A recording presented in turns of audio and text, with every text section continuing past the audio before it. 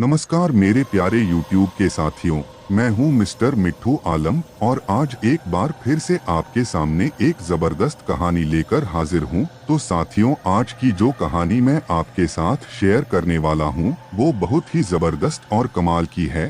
तो चलिए कहानी को शुरू करते हैं।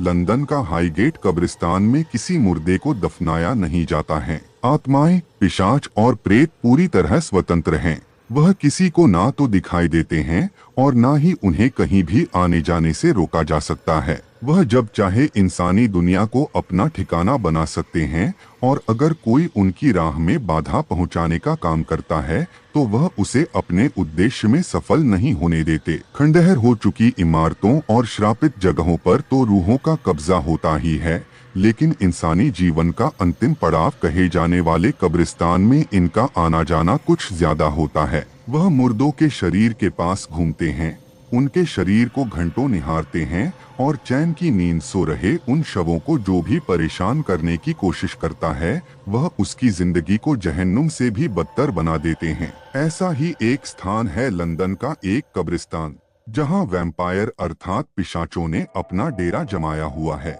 लंदन स्थित हाईगेट कब्रिस्तान में स्थानीय लोगों ने हर रात पिशाचों को अपना डेरा जमाए देखा है। वह रात के समय खून की तलाश में इधर उधर घूमते हैं और अपनी राह में आने वाले हर इंसान को अपना भोजन बना लेते हैं। हाईगेट कब्रिस्तान के कई गेट हैं।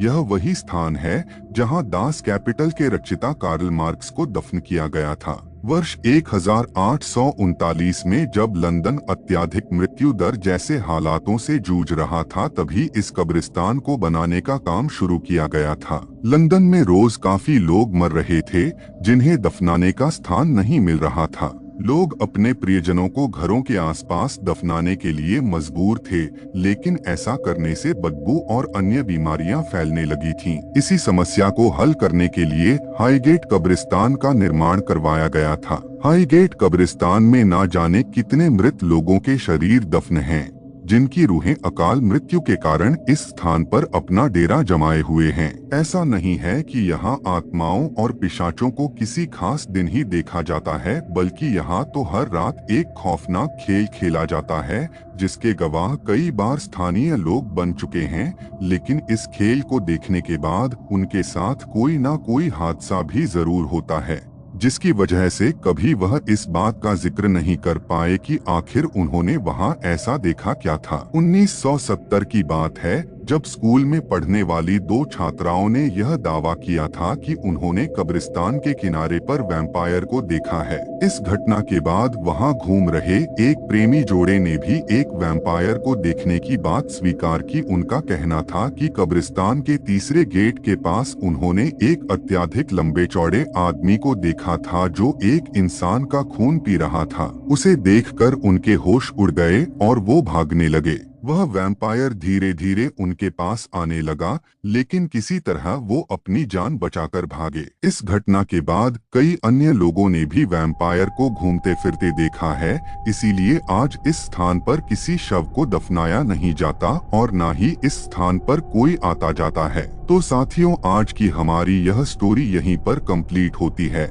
और मुझे पूरा यकीन है कि यह स्टोरी आपको काफी पसंद आई होगी, क्योंकि इस स्टोरी में कई सारे मोड़ थे और स्टोरी में सस्पेंस काफी और कॉमेडी भरी हुई थी। अगर आपने यह स्टोरी अंत तक सुनी है तो मुझे कमेंट में जरूर बताएं कि यह स्टोरी आपको कैसी लगी, क्योंकि काफी कम लोग ऐसे होते हैं जो सबसे आखिर तक कहानी को सुनते हैं। लेकिन आप उन चुनिंदा लोगों में से एक हैं जो आखिर तक इस स्टोरी को सुन रहे हैं। तो मैं तहे दिल से, हृदय की गहराई से आपका और आपके परिवार को धन्यवाद करता हूं और उम्मीद करता हूं कि यह स्टोरी आप अपने दोस्तों के साथ भी शेयर करेंगे। तो तब तक के लिए आगे आने वाली स्टोरी का वेट कीजिए और अपना ख्याल रखिए और दूसरों का भी ख्याल रखिए। खुदा हाफिज।